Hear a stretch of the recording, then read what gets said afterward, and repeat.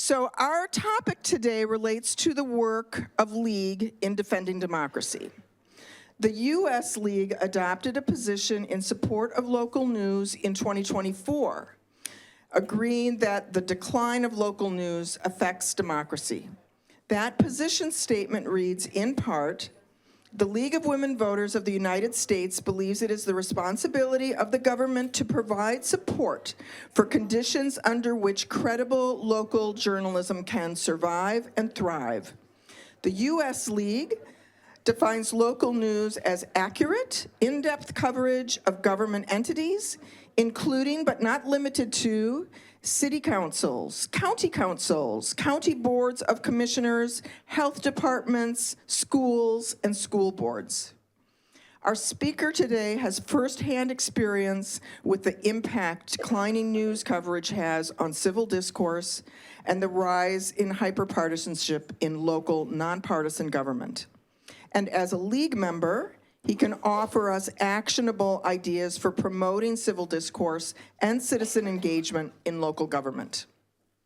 Rusty Cunningham is well known to us as the former editor and publisher of the Crosse Tribune and River Valley Media Group. He's an award-winning journalist with a 41-year career with Lee Enterprise newspapers and was inducted into the Wisconsin Newspaper Hall of Fame in 2024. Please join me in welcoming our friend and member, Rusty Cunningham, as today's speaker.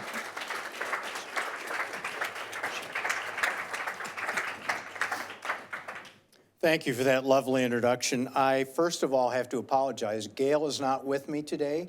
She got hacked this morning. Now, if you're a conspiracy theorist, you're thinking after 47 years of marriage, I don't need to listen to this guy anymore. But she got hacked, so we'll be okay. I want to share a few words from another guy who once worked for a newspaper along the Mississippi River. Quote, I am not the editor of a newspaper and shall always try to do right and be good so that God will not make me one. Mark Twain. That sage advice. Alas, I'm the fourth consecutive generation of my family to be a journalist, so I come from a family of slow learners. 125 years ago, La Crosse had two general circulation newspapers, the Morning Chronicle and the Leader Press, plus newspapers written in German and Norwegian. In 1902, George Macmillan came to town. I was just a mere copy boy at the time. Macmillan had just sold a utility in Appleton and decided there was more business opportunity in La Crosse. He bought 3 gas and electric utilities and consolidated them, and no one paid any attention until he raised the rates from 10 cents per kilowatt hour to 22 cents. Now, I'm a word guy, but I think that's more than double. La Crosse residents soon had 2 things to be angry about: rising utility rates and the silence from the local newspapers, which didn't have the guts to write about the rate increase. So people took to the streets to protest. That's when the La Crosse Tribune was born.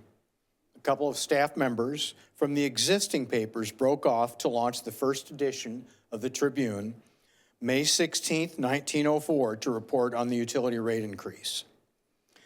I would argue that a lively local newspaper adds life to a community.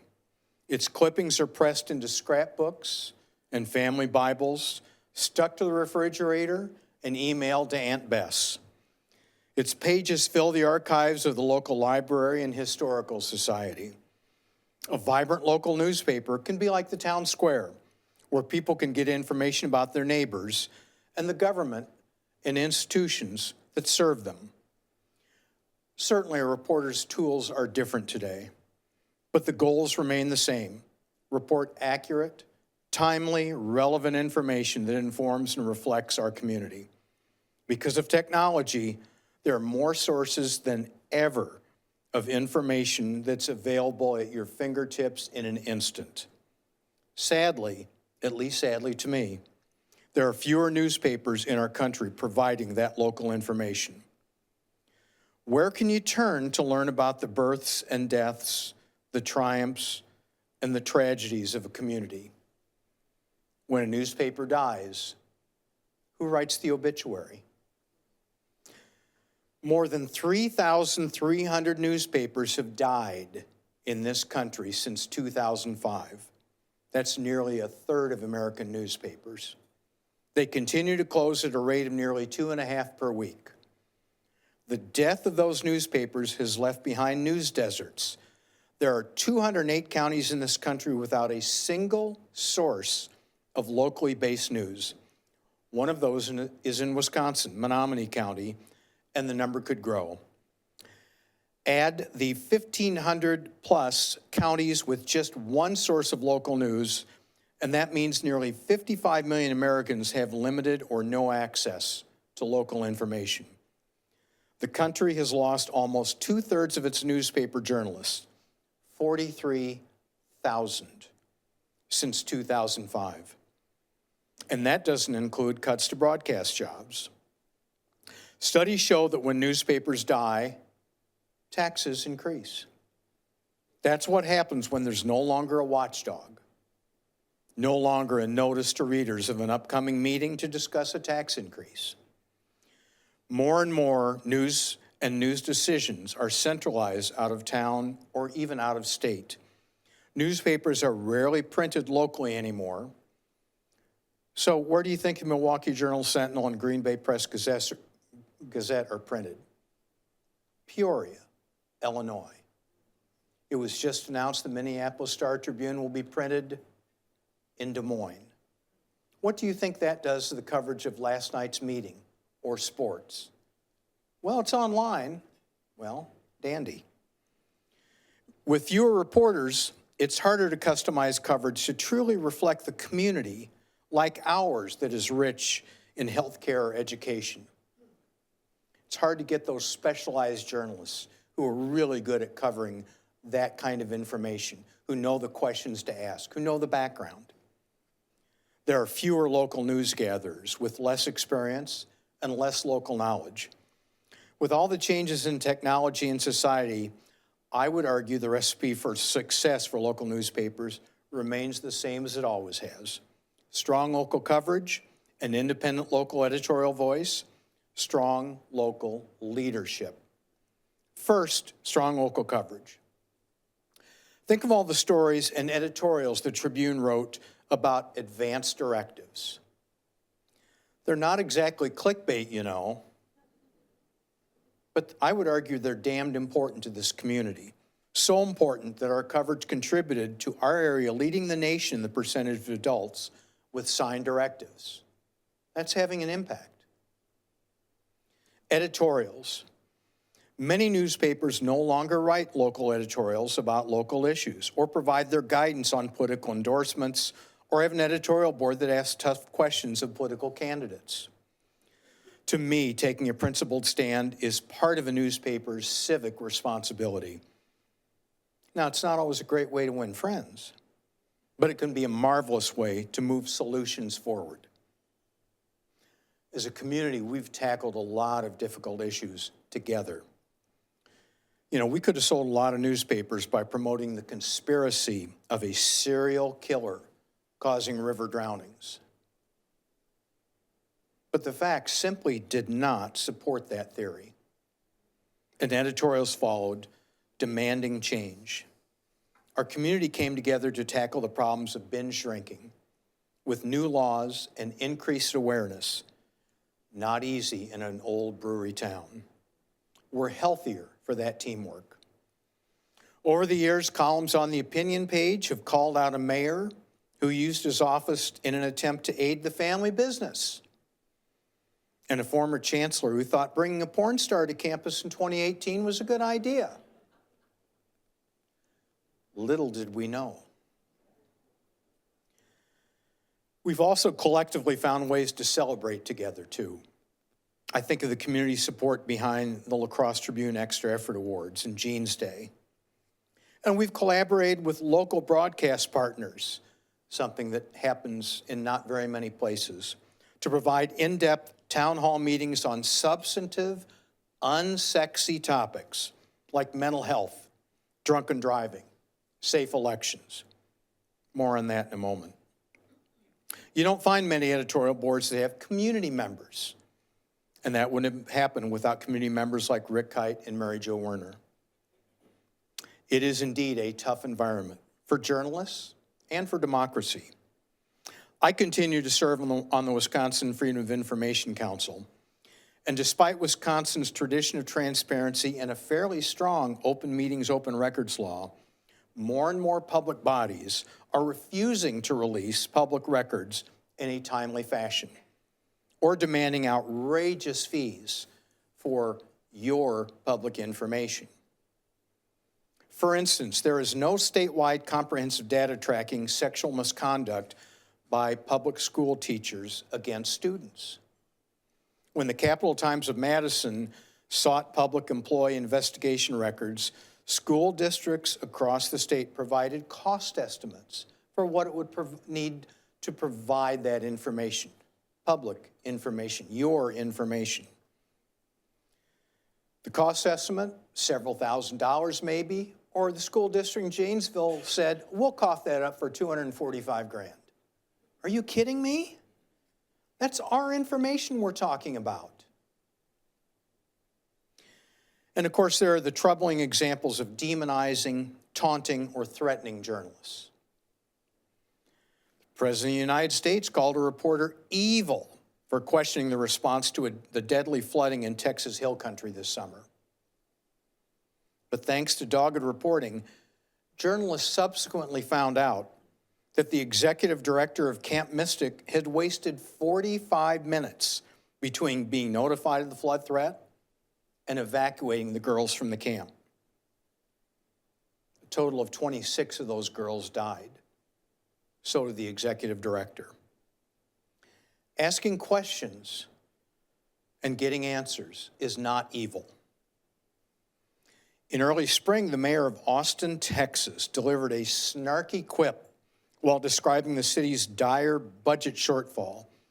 He suggested what he called the keyboard warriors could review the budget for inefficiencies. Challenge accepted.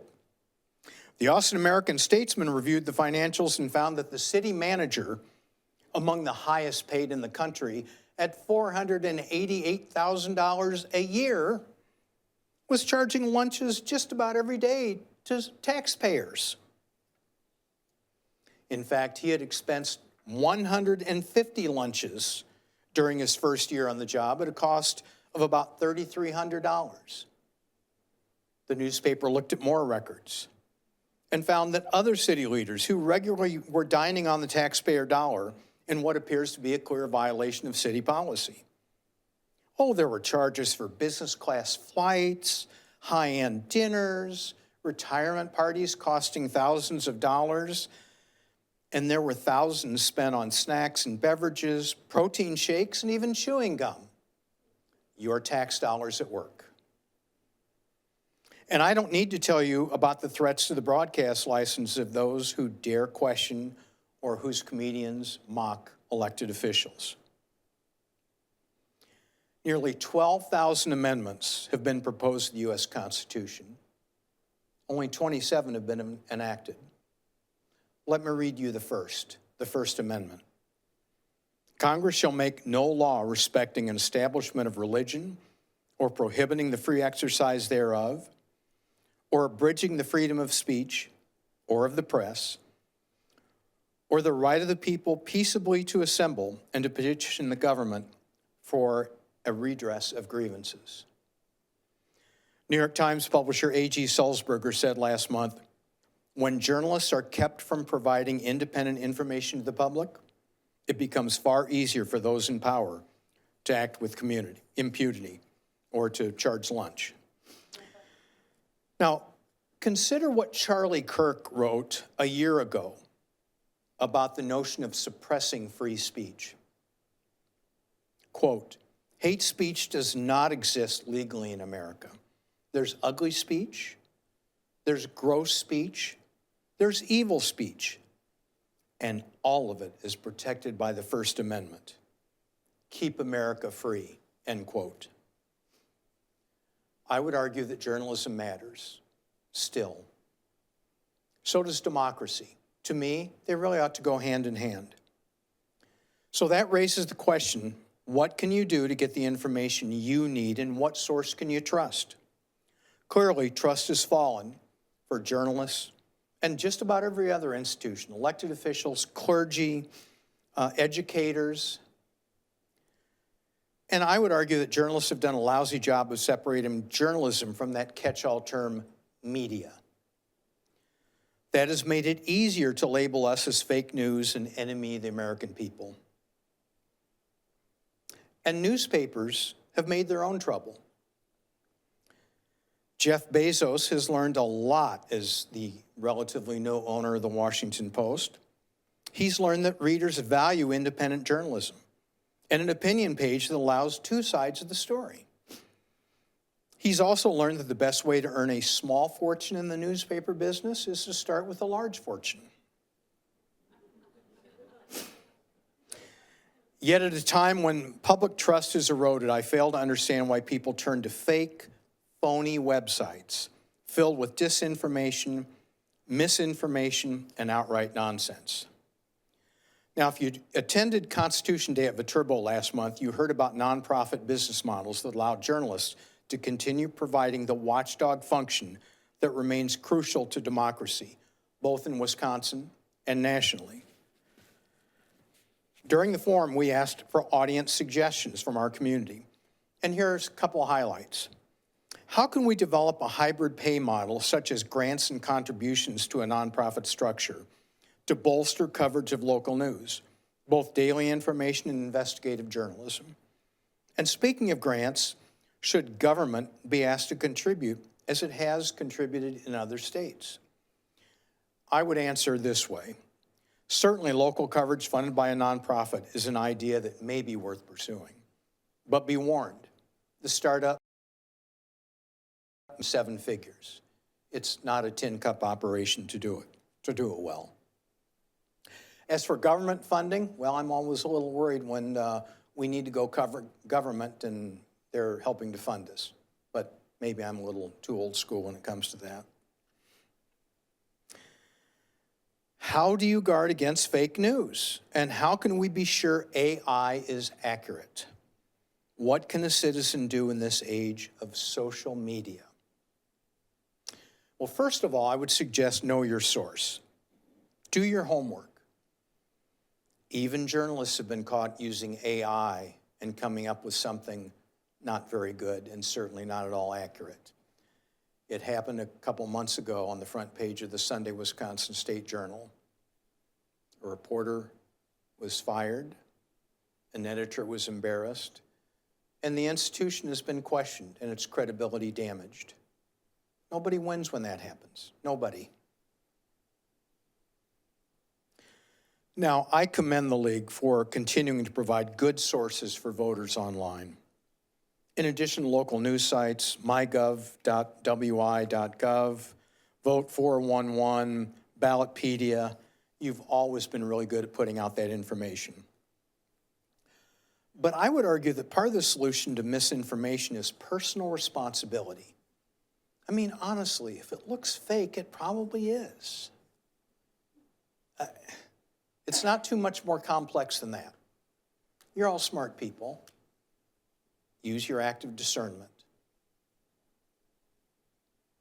I will tell you, the dean of the University of Nebraska School of Journalism was a hard-bitten veteran of Milwaukee newspapers. As I sat across his desk, straining to see him through the cigarette smoke, he said, "If your mother says she loves you, get a second source." Thankfully, my father provided that, so I was okay. Next comes advice from Hemingway. He said every good writer should have a built-in, shock-proof shit detector.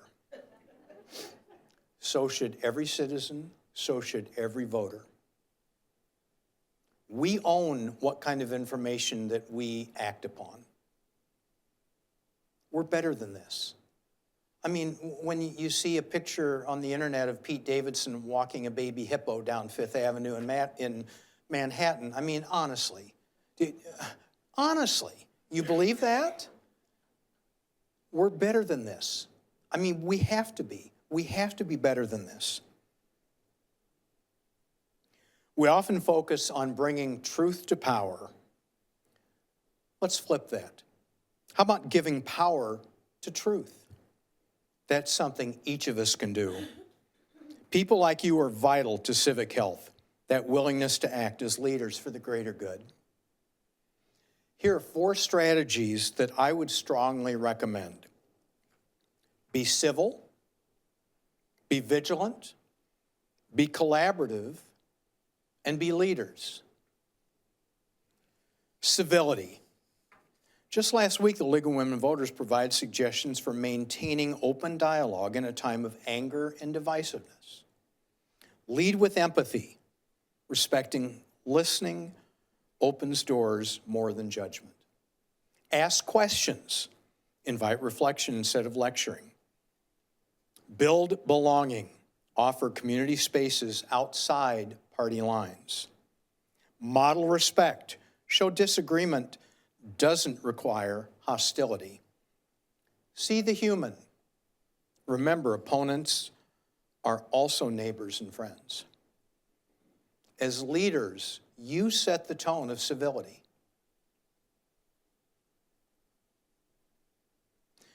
Next comes vigilance. Leader Ethics, a group that I've chaired, the group that Lee Roche founded nearly 8 years ago, stands by 4 principles that ethical leaders must stand for. Ethical leaders must be honest and truthful, transparent with public information, a unifier rather than a divider, committed to represent the entire constituency. Now, honestly, is that asking too much? Is that asking too much of the people we elect?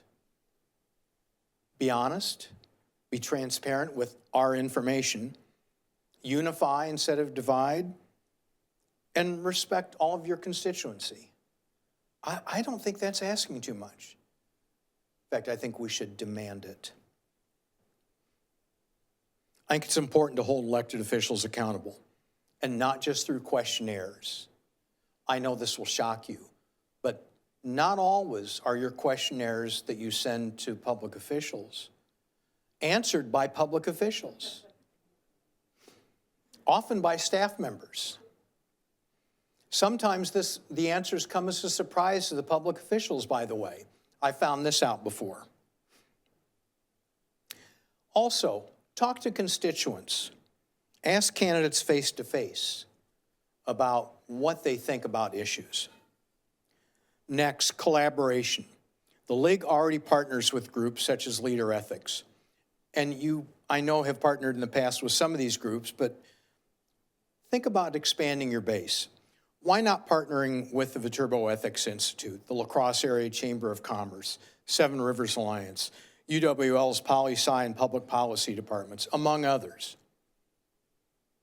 Lots gets done with collaboration.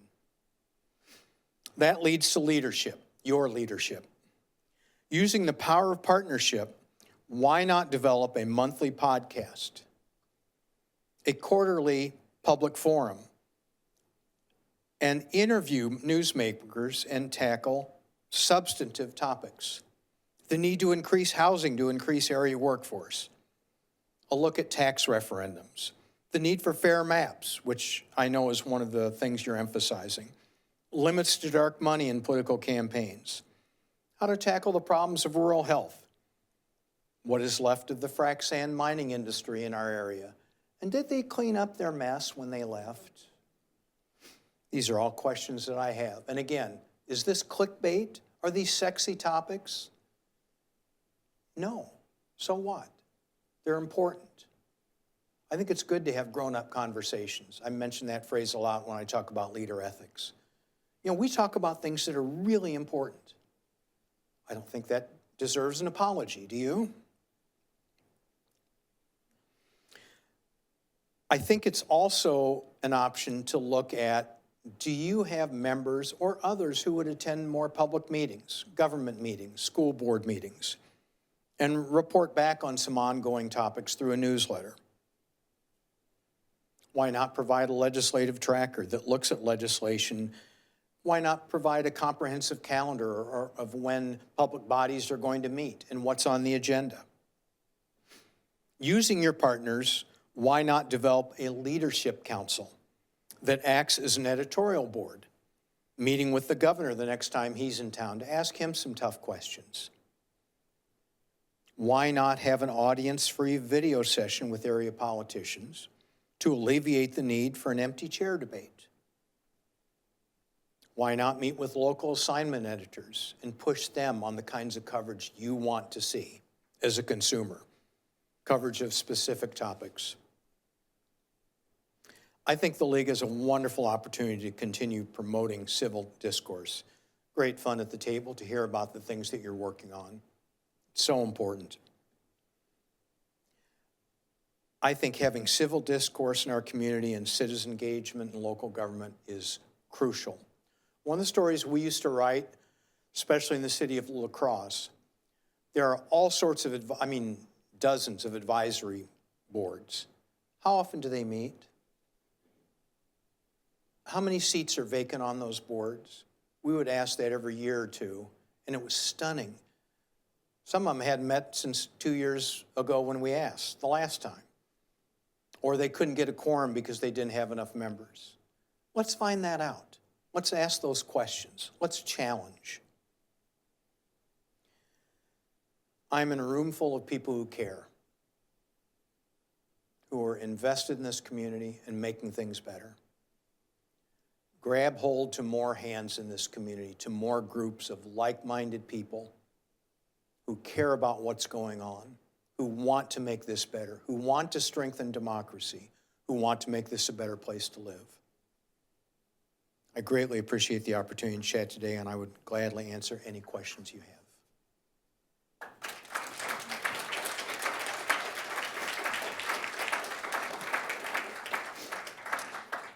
I have a microphone. If hands go up, I will come visit you so you can ask your question. On my way, Cam. Last night on Stephen Colbert, it was a rerun of a older show, but it originally broadcast after Jimmy Kimmel had been taken off. And Stephen Colbert quoted or talked about Brendan Carr's comments about, we can do this the easy way or the hard way. And then he produced a quote from, I think it was 2 years ago, from Brendan Carr defending freedom of speech, and he specifically mentioned that late night comics who satirize politicians especially should be protected. And have you heard if Carr has addressed the difference between those two statements? We know what the difference is. The difference is that someone else was in the White House the first time, and someone who's appointed him is in the White House today. Pretty simple explanation.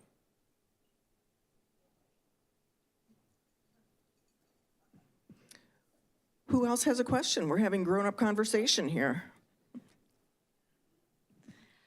Thank you very much for your comments. I struggle to figure out what to do about this because the La Crosse Tribune, it's so important. I absolutely agree with you. Local papers are so important to have and to keep. And I look at what has happened to the La Crosse Tribune over the last nearly 30 years that I've lived here, and it's just nothing almost today. And I also understand that you have large corporations who are buying out these local, so they're not really local papers anymore. And there is also, I think, a concerted effort to kill local media because they know it is fundamental to democracy and things like that. And so I struggle with the idea of supporting the La Crosse Tribune such as it is, and as expensive as it is, and more expensive, even though it's really crappy. I'm sorry, but it's just become really crappy as a news source. But on the other hand, not wanting a local paper to go away completely. Would you suggest that, like, we need to have other forms to get local papers? Or I don't know what you would say about that whole process. I think it's so sad. Well, a couple of things. I retired 5 years ago last week, and it still hurts to hear that sort of comment, and I know there's a lot of truth to it. I wish I could say this was because of a corporate, well, the Tribune was one of the first papers bought by Lee Enterprises in 1907. So I can't fall back on that. What I can tell you, and I have no interest in talking about or criticizing the Tribune per se, because this is happening all over the country. It's not just an issue here locally, it's a local issue all over the country. Starting with Craigslist and how that ate into classified advertising. Look at how New York City wound up with all of those penny newspapers in the early 1900s. How did that happen? Well, because the department stores were advertising like crazy. Fast forward 115 years, and Macy's leaves here, one of 3 or 4 during a one-year period that cost hundreds of thousands of dollars in advertising just to the local newspaper alone. So corporations are struggling, and that means they're not investing in the kinds of resources. So one of the things I would suggest is there's not a local journalist who wakes up in the morning and says, you know, let's have fewer people. It'd be less of a headache for me. No one says that. We want all the resources we can get as journalists. But a budget is a budget, and when it keeps getting cut, you see the result. Newspapers, again, are shutting down local printing plants and printing elsewhere with far earlier deadlines, and you see the result in what's in print. Made a couple suggestions earlier. One, I would sit down with assignment editors, not just at the Tribune, but local broadcast as well. You know, we're lucky in this area, and I see Dick. We've got a radio station that devotes a fair amount of resources to news. Not every community does. So we still have sources of news here. But I think sitting down with local journalists and sharing your concerns as a group, I think that's a good idea. There are nonprofit models of having new voices, new sources of information. It's an expensive process, and it takes a while to get going. So I hear you. I understand the frustration. It hurts me still after all these years of being retired to hear it, because I take great pride in the work that we did.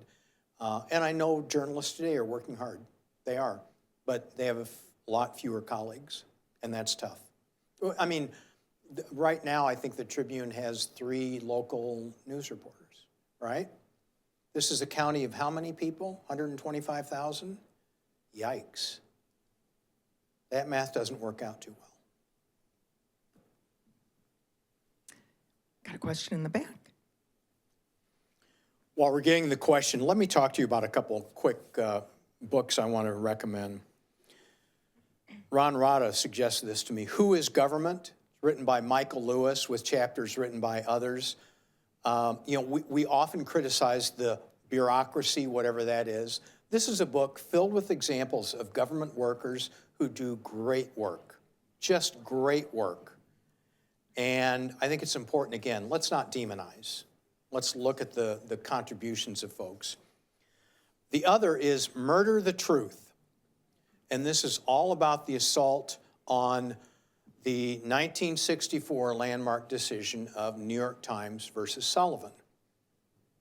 That decision, in essence, says if you're a public figure, you have to find a higher standard upon which to win a libel case.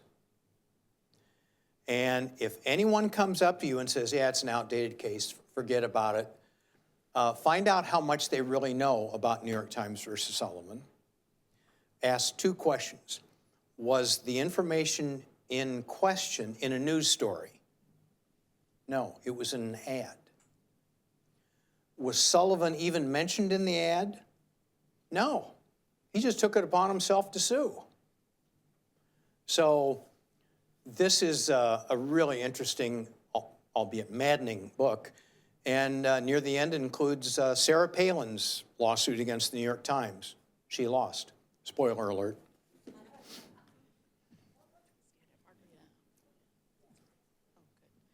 What was I going to say? Oh, so I've been in this community almost 50 years, and I've seen the limitations of the budget and what that has meant throughout these years. But I do want to give credit to the La Crosse Tribune for finding good, excellent, young, eager reporters. I think of, I look forward to Tuesdays, Thursdays, and Saturdays. And I don't pay much attention to the other days of the week. But I think because it's just Tuesdays, Thursdays, and Saturdays, things like Caden Perry's stories about people living without shelter, by humanizing them through his series, being given the time to do that, I think we really gained as a community.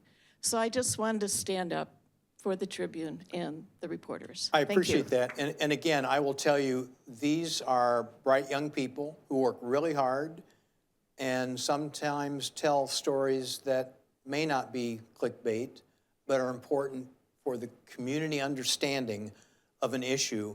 And as you say, writing about real people. And that's still important. And it's good that some of that still continues. Yes, ma'am. Yes. Murder the Truth. That is about New York Times versus Sullivan challenges over the last 15 years or so. And this one, if you're familiar with the book and the movie Moneyball, one of his titles, Michael Lewis has written the book, Who is Government? And it's chapters, he's written one or two of the chapters, but other contributors write as well.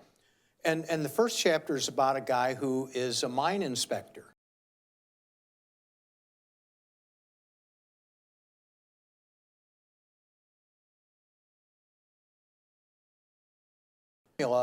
For how do we need to build a roof to make sure that the mine doesn't cave in and is safe. And it goes on to document all the work that this guy has done. So again, when you hear the catch-all bureaucrat, and usually with the snarl, forget it. And we have a lot of good people working in government, not just elected, but also appointed, who work in this community, who care deeply about what's going on. They deserve our respect. Yes, sir. Just a minute. She's right behind you.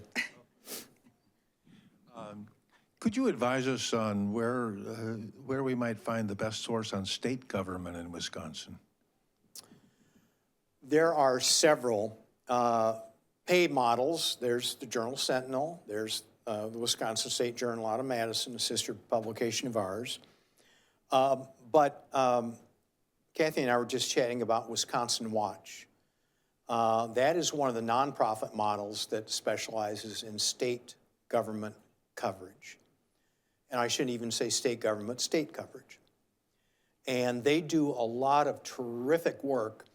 They're led by a good colleague of mine, George Stanley, whose teams won multiple Pulitzers when he was editor of the Journal Sentinel. Their information is readily available online. They do ask for contributions, but Wisconsin Watch is a very good source of information. And more you'll see these models, especially covering statewide or state government issues. So there are models out there, and different models than just the traditional newspaper. So you can find them. Is it a little more work? It is, but I would say it's worth the effort. So I appreciate the question. Rusty, I wanted to ask one of our members just to follow up on one of the suggestions that you made, and it had to do with collaborating on observing government in action, attending meetings, reporting out on what's happening in those meetings. And I don't know that everybody in our league knows that that is exactly the work that our Observer Corps does, and does it very well.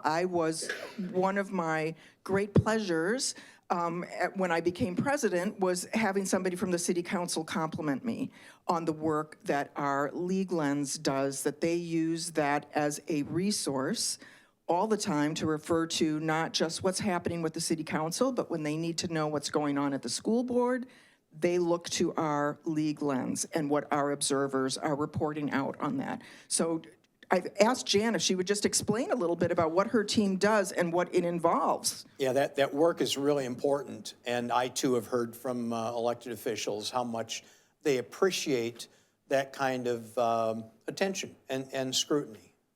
Well, I can stand up. Yes. Thank you. The League asked us to start the Observer Corps in 2022. And we thought it was a good idea, it would be a good idea for League members to get a regular update on what's happening in local government. And turns out a lot of us, there are 8, we run between 8 and 10 observers. We go to meetings. Usually we're assigned to one government entity, each of us, and we thought it was going to be good for League members, but it turned out that the first beneficiaries, I think, have been the observers themselves. So each of us got more knowledgeable about the government entity that we're observing, and that really took months in attendance to find out what are the issues, what are the things that have been put on hold, and so forth. And then we would report out to ourselves in a once-a-month meeting, and so we would learn what the other observers had been paying attention to. So the beneficiaries, I think, at first were the observers themselves, because we became more knowledgeable about what's going on in our community. And then we've evolved now so that we are still reporting out as we did before, but we are, an editor is taking our longer reports and making it a little bit more digestible by putting it into the League Lens once a month. So it's usually falling 1 month later than, for example, the most recent League Lens is talking about our September observations. I think the biggest benefit is not the summary per se, because they're only bits and pieces of what we observe, but then it's also a link so that the reader of the League Lens, if they're interested in one particular report, like the school board, they can take a link, or get the link to go back and observe the whole thing for themselves. So it's kind of a library project, it's kind of a documentation project, and I'd have to say it's a bit of an inspiration for us to stay connected with our local government. We have plenty of room for more observers because we can only tackle 8 right now, 8 meetings, and there are many more that we don't observe because we don't have the manpower. And so I would use this as a plug. If this sounds appealing to you, I would invite you to join us. And you can talk with me, email me, whatever. Are you making that summary available to other groups in our community? Well, I can tell you that our we've recently sent the press release to all of the groups that we observe. We're sending out a press release on October 15th about the League Lens, which is this newsletter about the observers attend city council meetings. Anyway, the press release hasn't gone yet. But. I think you should tell everyone where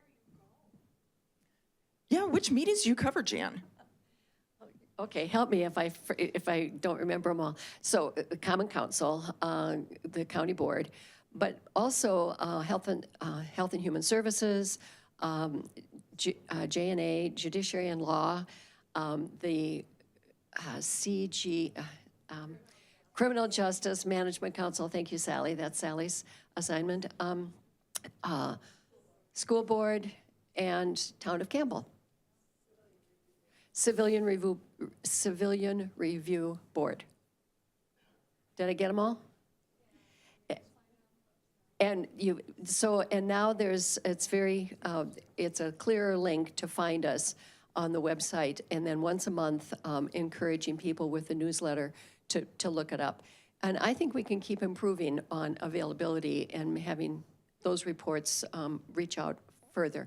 Yeah, I think wider distribution would be a really good idea. And again, that's where partnerships come into play, as you continue to reach out to other community groups and distribute that kind of information, you have more of an impact. Yep. And I think that's really great. And as I learned recently, you do not need to be a league member to receive our news update.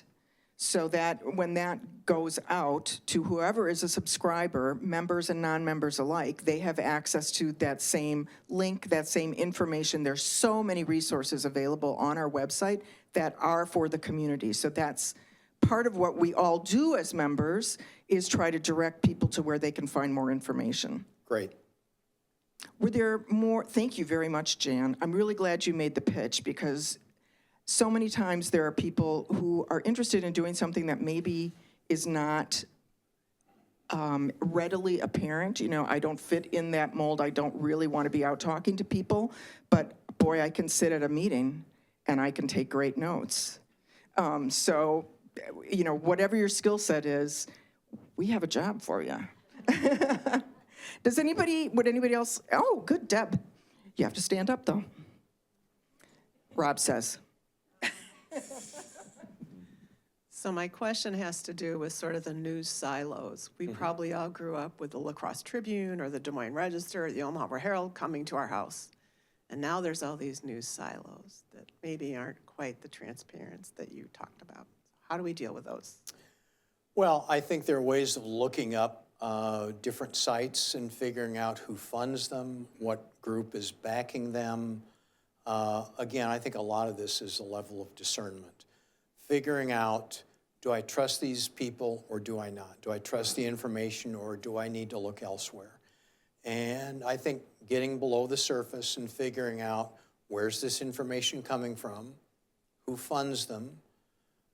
Do they have a political bent? I think is important. And you can pretty quickly figure out who are these people and what do they want me to do with this information they're sending. Again, does that take a little time? Sure, it's worth it. It's worth asking those questions and getting beneath the surface to figure out where that information is coming from. Any other questions? Well, I'm sure you're going to have fans coming up and speaking to you afterwards, Rusty. But I thank you very much for leading us in a grown-up conversation. Thank you very That's what much. we're here for. Thank you very much for being with us today. And thanks, everybody, for being here today. Have a great month of October. Don't forget to go out as soon as you get home. Get on that website. Look what's coming up. There's a lot happening. And we'll see you in November.